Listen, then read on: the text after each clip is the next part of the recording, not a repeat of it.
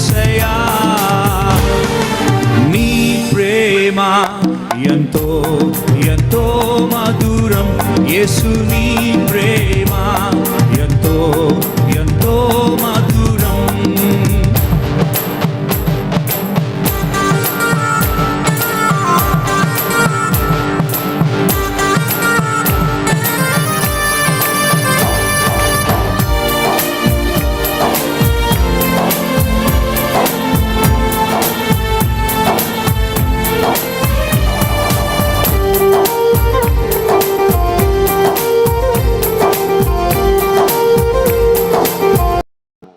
బాధపడుతుంటాడు, నా దీవెన పొందలేకపోతున్నారని బాధ, నా మాటకు లోబడలేదని ఆయనకు బాధ, నా మాటకు విధేయుడు అవ్వలేదు విధేయురాలు అవ్వలేదని బాధపడతాడు.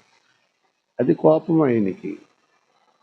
ఆయన కోపము నిమిషమాత్రముండును, ఆయన కృప శాశ్వత కాలం ఉంటుంది. ఆయన దయ ఉంటుంది. ఆయన కనికరపడతాడు. ఆయన కనికరము కలిగిన దేవుడు. ఆయన నీలో నివాసం చేయాలని ఆయన కోరుకుంటున్నాడు, ఇష్టపడుతున్నాడు. ఈ ఉదయకాలమున ఆయన్ని హృదయంలో చేర్చుకోవాలా. చేర్చుకుంటే నువ్వు ధన్యుడవు, ధన్యురాలవు, దీవింపబడతావు, ఆశీర్వదింపబడతావు. అది కష్టము చెప్పాడు ఆయన. కష్టం అన్నాడు.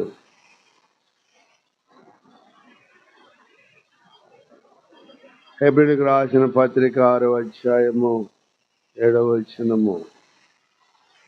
హెబ్రీయులకు రాసిన పత్రిక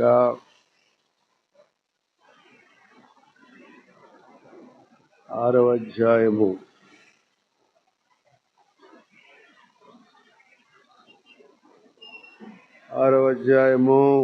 7వ వచనము.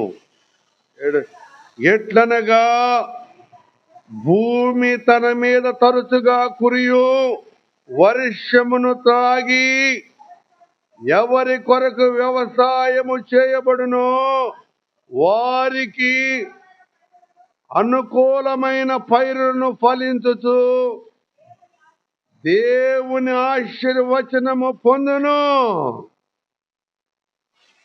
తర్వాత అయితే ముళ్ళ తుప్పులను గచ్చ తీగలను దాని మీద పెరిగిన ఎడల అది పనికిరాదని విసర్జింపబడి శాపము పొందదగిన దగును, తుదకు అది కాల్చివేయబడును. శాపగ్రస్తులాగా ఉండొద్దు, మీరు ఫలించే వారిలాగా ఉండండి. నా మాటలంటే ఆకాశము నుండి భూమి మీద వర్షము, ఆత్మవర్షము కుమ్మరిస్తున్నాను. అది ఫలించుద్ది.